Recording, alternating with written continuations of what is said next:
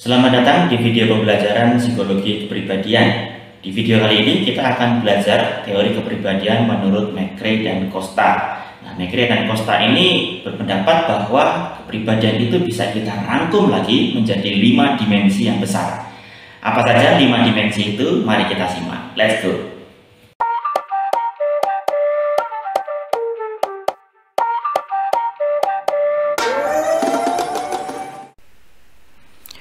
Mari kita mulai. Robert McRae, dia lahir pada tahun 1949 dan Paul Costa lahir pada tahun 1942. Keduanya adalah psikolog Amerika yang dikenal atas kontribusi penting mereka di bidang psikologi kepribadian.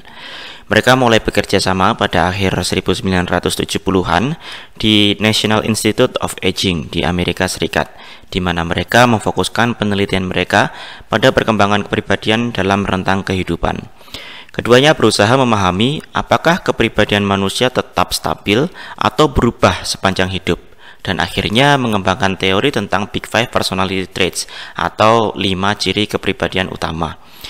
Kerjasama Costa dan McRae menghasilkan salah satu model kepribadian yang paling diterima secara luas dalam psikologi, yaitu Five Factor Model atau yang dikenal sebagai model Big Five.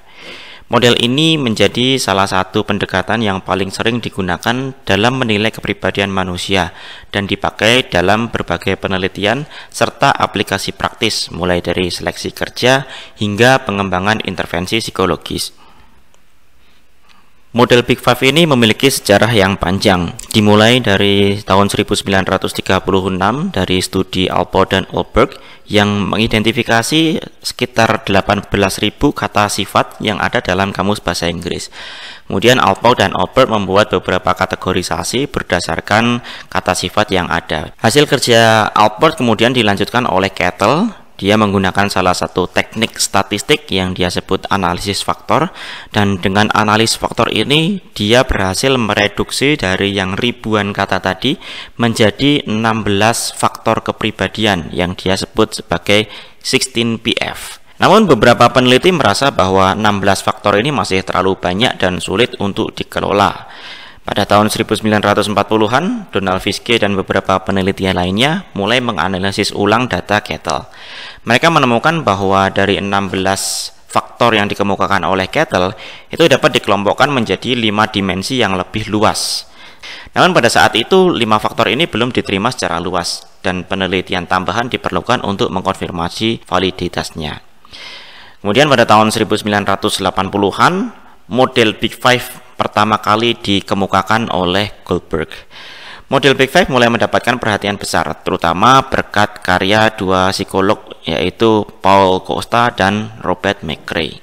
Costa dan McRae awalnya bekerja pada model 3 faktor kepribadian yang dikenal sebagai neuroticism, extraversion, dan openness to experience atau yang disingkat dengan NEO.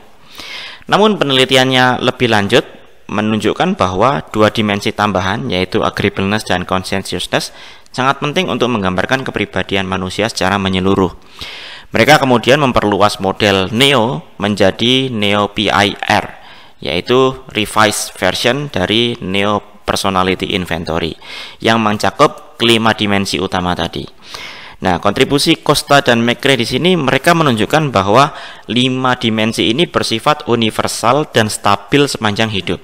Mereka mengembangkan alat ukur yang valid dan andal untuk menilai kepribadian berdasarkan 5 dimensi ini.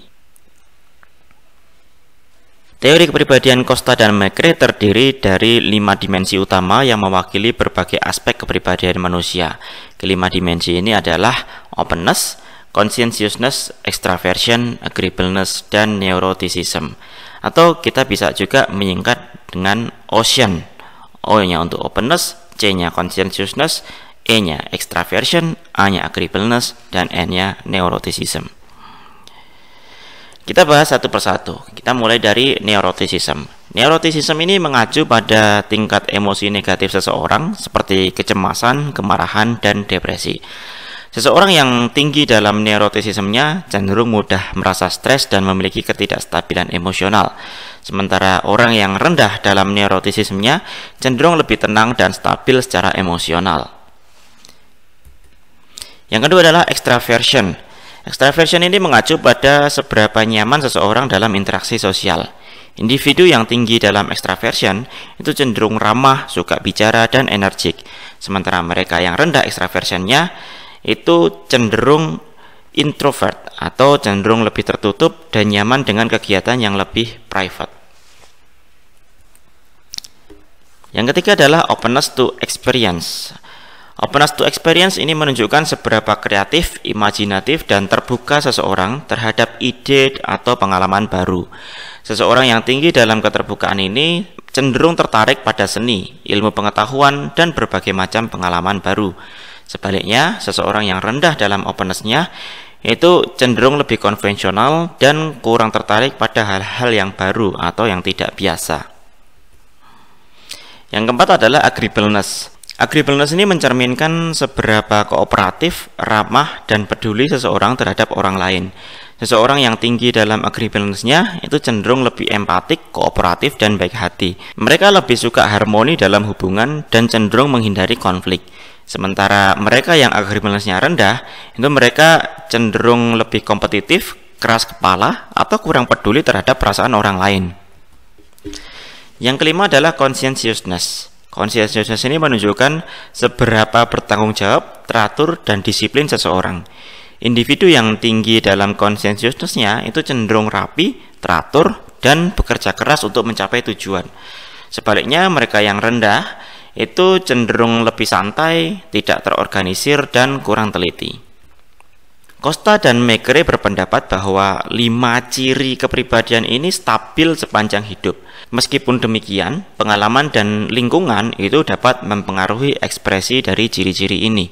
Stabilitas ini memungkinkan pengguna Big Five dalam berbagai konteks, termasuk di psikologi klinis, misalkan untuk memahami kecenderungan kepribadian dalam diagnosis dan terapi, atau di bidang rekrutmen dan sumber daya manusia untuk menilai kesesuaian kandidat dengan pekerjaan atau budaya organisasi, dan penelitian sosial, misalkan untuk mengidentifikasi hubungan antara kepribadian dengan perilaku atau kesehatan mental.